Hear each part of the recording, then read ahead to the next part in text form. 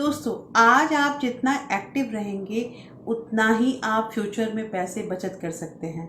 देखिए, अगर आप चाहते हैं कि आपकी जेब में पैसे भरे रहें या भविष्य में आपको कभी भी पैसे मांगने की किसी से ज़रूरत ना हो, तो बचत अभी के अभी करना स्टार्ट कीजिए।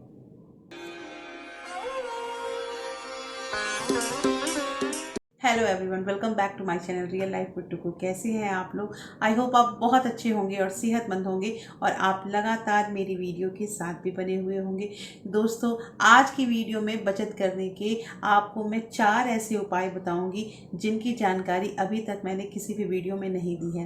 दोस्तों, ये वीडियो जो है, इस वीडियो से हम तरह तरह के बचत के अलग अलग जो रूल हैं, अलग अलग जो तरीके हैं, उसको हम उसको सर्च करते हैं, हम खोजते हैं और उसके साथ आपके सामने लेकर आते हैं।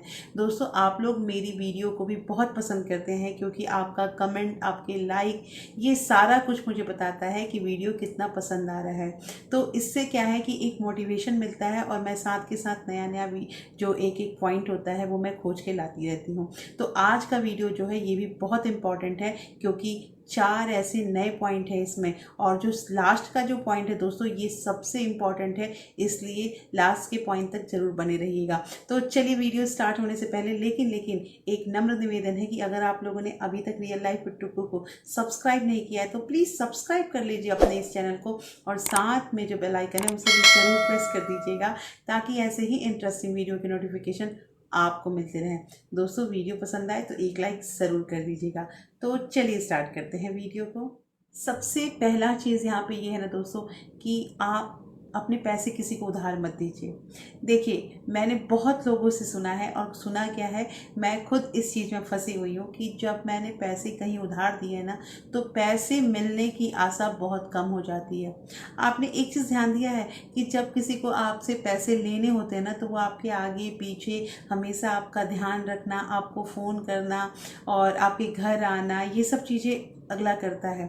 जब उसे पैसे मिल जाते हैं तो धीरे धीरे वो कम करता है, और जब उसका देने का टाइम आता है ना पैसा, तो आपके फ़ोन रिसीव भी नहीं करता है। आप उसके घर जाइएगा तो आपको वो मिलता भी नहीं है।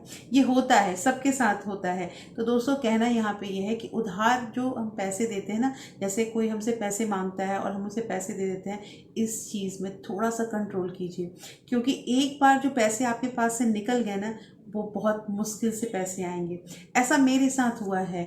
और लोग ना तरह तरह की बातें बनाते हैं कि हमें मतलब 1 महीने के बाद या 6 महीने के बाद हम आपके पैसे को दे देते हैं। कुछ लोग ऐसा भी बोलते हैं कि अगर आप मुझे 1 लाख रुपए दोगे तो मैं हर मंथ में आपको 10-10 हज़ार रुपया करके आपके सारे पैसे, आपकी पूंजी जो है आपको लौटा दूंगा। तो हमें सुनने में अच्छा लगता है कि चलो ठीक है, 10 हज़ार रुपये दे देंगे, और कोई लालच भी दे देता है कि आप अगर 1 लाख दोगे तो मैं उसमें 10 हज़ार रुपया और मिला के आपको दूंगा। तो ऐसे लालच में या ऐसी जगहों पे हम फंस जाते हैं। बहुत बार ऐसा होता है कि लालच नहीं, लेकिन कोई अपना आपके सामने अगर हाथ फैला रहा है तो आप कैसे ना कर सकते हैं। तो ये सब तरह तरह की बातें होती हैं। लेकिन मैं आपको एक बात बताऊं, ये उधार जो हम पैसे देते हैं ना, ये सबसे बड़ा हमारा एक गलती होता है।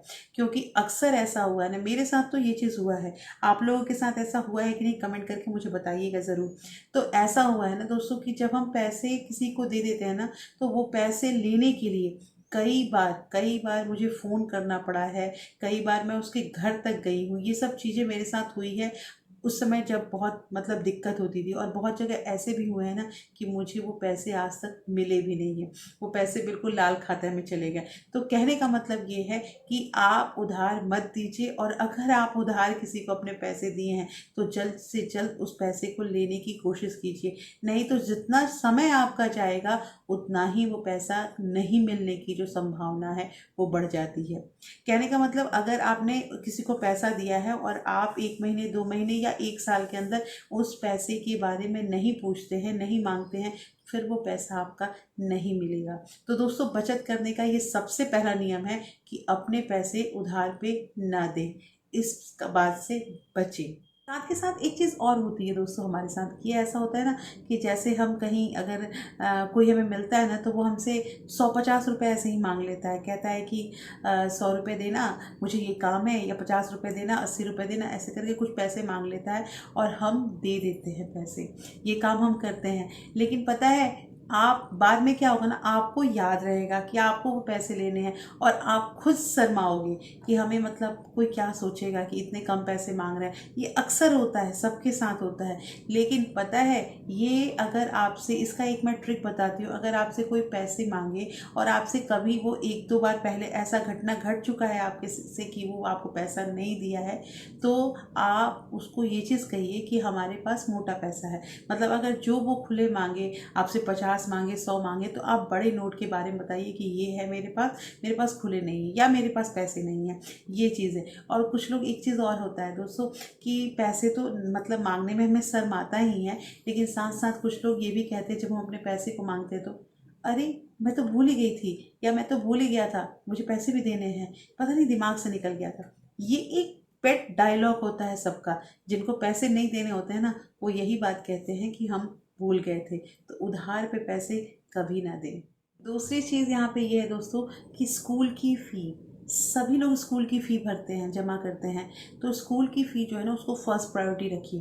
क्योंकि पता है आजकल जो एजुकेशन वाले, ये जो भी मतलब एजेंसीज होती हैं ना, जो भी स्कूल्स वगैरह होते हैं, ये इतने सख्त हो गए हैं अपने फ़ीस के बारे में कि वो अगर हम लेट नहीं करते हैं, मतलब फीस जमा नहीं करते हैं, लेट हो जाता है, तो ऐसे में वो तुरंत के तुरंत लेट फाइन लगाने लगते हैं। और बहुत सारे स्कूल तो मैंने ऐसे भी देखे हैं ना कि जो पर डे 100 का चार्ज कर रहे हैं। पर डे कोई स्कूल ऐसा भी है जो पर डे 50 का चार्ज कर रहा है कि जितना जितना आपका डिले होगा ना, 50 उसमें ऐड होता जाएगा।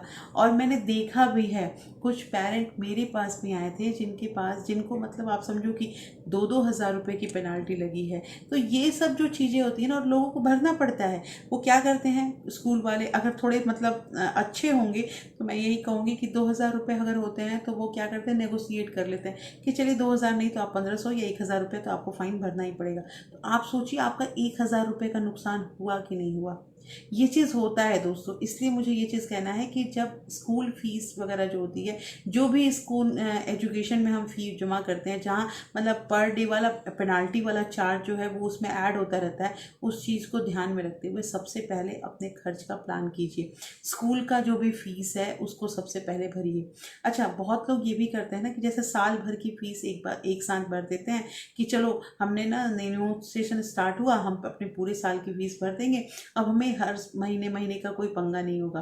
लेकिन पता है, मुझे ये एक तरह से अच्छा नहीं लगता है, क्योंकि आप क्वार्टरली फीस भरते हैं तो वो ठीक है कि 3 महीने का जाता है, या बहुत सारे स्कूल जो हैं वो एक एक महीना के भी लेते हैं, तो वो ठीक है एक तरह से। लेकिन पूरे साल का अगर एक साथ आप फी भरते हैं, तो आप समझिए कि आपके ऊपर कितना भार आएगा दोस्तों। कम से कम नहीं तो आपके पास 90 हज़ार या 1 लाख, एक सिंपल स्कूल की बात कह रही हूँ, तो इतना पैसा आपने एक साथ निकाल दिया। अगर वही आप इंस्टॉलमेंट पे देते ना तो थोड़ा सही रहता। तो कहना यहाँ पे ये है दोस्तों कि जब एक साथ भी स्कूल की फीस ना भरे, क्योंकि वो एक ही बार लोड आता है। और दूसरा चीज़ कि आप स्कूल फीस जब भी आपको भरना हो उसमें देरी ना करें, क्योंकि उसके साथ साथ पेनाल्टी जो होता है, पेनाल्टी वाला लेट फ़ी जो होता है वो हमारे ऐड होता जाता है, और हमारे पास यहाँ पे पैसों का नुकसान होता है। तो बचत करने में ये भी एक पॉइंट है। तीसरी चीज़ यहाँ पे ये आती है ना दोस्तों कि बहुत लोगों को बहुत शर्म आता है जब वो मार्केट जाते हैं, तो उससे मतलब शॉपकीपर से जो मोल भाव करना होता है ना, जैसे कि बार्गेनिंग जो करनी होती है, तो उसमें बहुत लोगों को शर्म आती है कि नहीं नहीं मेरे से तो नहीं हो पाएगा, बार्गेनिंग तो मुझसे नहीं हो पाती है। कुछ लोग इसको सान भी समझते हैं कि बार्गेनिंग, हट बार्गेनिंग क्या करना है। तो कुछ लोग सान समझते हैं, कुछ लोग ये कहते हैं कि हमसे नहीं हो पाएगा। देखिए, अगर आपसे नहीं हो पाएगा तो आपको सीखना तो पड़ेगा, क्योंकि आपको बार्गेनिंग करनी पड़ेगी। मान लीजिए कोई भी चीज़ है, मैंने बहुत बार, देखिए मैंने आज तक कोई भी जो सामान है ना, वो बिना बार्गेनिंग के, मतलब जो मार्केट से लेती हूँ बिना बार्गेनिंग के ली ही नहीं है। अगर वो नहीं मानता है तो मैं वहाँ से निकल जाती हूँ उस दुकान से, कि छोड़ो दूसरी दुकान में देखेंगे। मैंने बहुत ऐसे फिक्स रेट वाले भी दुकान है जहाँ मैंने बार्गेनिंग की है। बेशक वो बात अलग है कि वो उसने ज़्यादा नहीं 50-100 रुपये ही छोड़े, लेकिन छोड़े हैं। तो कहना यहाँ पे ये कि इसमें शर्म आने की कोई चीज़ नहीं है कि हम मोल भाव नहीं कर सकते हैं, ये हमारे इज्जत के खिलाफ है, नहीं, ऐसा कुछ नहीं है दोस्तों। डिस्काउंट का पता करना, डिस्काउंट के बारे में पूछना, इसमें शर्म नहीं आता है। इसमें ये पता रहता है कि आप अपने पैसे के प्रति कितने जागरूक हैं। ये चीज़ याद रखिएगा कि आपने जो एक एक पैसे कमाए हैं ना, वो बहुत मेहनत से कमाए हैं। तो अब टाइम आ गया है, थोड़े पैसे को बचाएं भी, ये भी तो ज़रूरी है। देखिए, ये जो चौथी जो यहाँ पे पॉइंट है, ये चौथा पॉइंट बहुत बहुत बहुत इम्पॉर्टेंट है। इम्पॉर्टेंट ये है ना कि हमेशा हमारे लाइफ का, हमारे सेविंग का एक गोल सेट होना चाहिए। गोल अगर हमारा फिक्स है ना, तो हम उसके अकॉर्डिंग कुछ काम तो करते ही रहेंगे। देखिए, जैसे कि टारगेट हर जगह फिक्स होता है। हम लोग जब स्कूल में पढ़ाते हैं ना, तो स्कूल में भी हमारा टारगेट फिक्स होता है कि इतना सिलेबस, इतना कोर्स, इतने क्वेश्चन हमें क्या करना है, तो इतने मंथ में या इतने वीक में ख़त्म करना है। और उसके अकॉर्डिंग हम प्लानिंग करते हैं, लेसन प्लान बनाते हैं, जो हम जाके क्लास में बोलते हैं। ये सिंपल एक टीचर का काम होता है। सिमिलरली सेम थिंग अप्लाई होता है हमारे लाइफ में। अगर हम प्लानिंग करते हैं, प्लानिंग मतलब कि जो मैंने अलग अलग सेविंग चैलेंज दे रखा है ना, कि इस मंथ में इतने पैसे बचाने हैं, इतने बचाने हैं, आप एक बार प्लानिंग कीजिए कि पूरे साल में मुझे 50,000 रुपये या 60,000, आपके अकॉर्डिंग कितना आप बचा सकते हैं, इतना मुझे पैसा बचाना ही बचाना है। अब उसके लिए आपको क्या है कि छोटे छोटे स्टेप लेने होंगे। कि पूरे साल में आपने 12 महीने का बना दिया, तो आप 12 महीने को कट कीजिए 6 मंथ में, 6 मंथ को 3 मंथ में, और 3 मंथ को 1 मंथ में, और फिर छोटी छोटी सेविंग करना स्टार्ट कीजिए। दोस्तों, ये बोलना बहुत ईजी होता है ना कि अगर महीना का हमें मतलब 6,000 रुपये बचाना है, तो 6,000 रुपये बचाना है, तो चलो हम पर डे जो है वो 200 रुपये जो है वो डिपॉजिट कर देंगे। लेकिन 200 रुपये एक हाउस वाइफ के लिए या एक स्टूडेंट के लिए एक बड़ा अमाउंट होता है। इसलिए आपने देखा होगा कि जब भी मैं अपना सेविंग चैलेंज स्टार्ट करती हूँ ना, वो 5 और 10 रुपये से ही स्टार्ट होता है। और दैट्स वाई, यही रीज़न है ना कि आप लोग इस सेविंग चैलेंज को बहुत पसंद करते हैं। और मेरे पास लगातार कमेंट आते रहते हैं कि दीदी हम भी स्टार्ट कर रहे हैं, हम भी ये करेंगे। तो मुझे बहुत अच्छा लगता है। और मैंने ये भी कह रखा है कि अगर आप लोगों ने सेविंग चैलेंज स्टार्ट किया है, तो प्लीज़ उसको कंप्लीट कीजिए, और कंप्लीट करने के बाद मुझे कमेंट भी कीजिए कि आपके कितने पैसे जमा होंगे। मुझे कुछ नहीं चाहिए, बस आप लोग का प्यार चाहिए। और आप लोग अगर उस सेविंग चैलेंज में कामयाब होते हैं, तो मुझे बहुत खुशी मिलती है। तो दोस्तों, कैसी लगी आज की वीडियो, मुझे ज़रूर बताइएगा। होपफुली ये वीडियो आपको अच्छी लगी होगी, और ये सारे पॉइंट्स भी आपको बिल्कुल नए लगे होंगे। और आप इस वीडियो को अपने फ्रेंड्स और फैमिली, जिसे इसकी ज़रूरत है, जो बचत करना चाहता है, उसे ज़्यादा से ज़्यादा शेयर भी करें। और फिर मैं मिलती हूँ आपसे ऐसे ही एक इंटरेस्टिंग वीडियो के साथ। तब तक अपना प्यार और सपोर्ट ऐसे ही बरकरार रखिएगा। Thank you. Thanks for watching.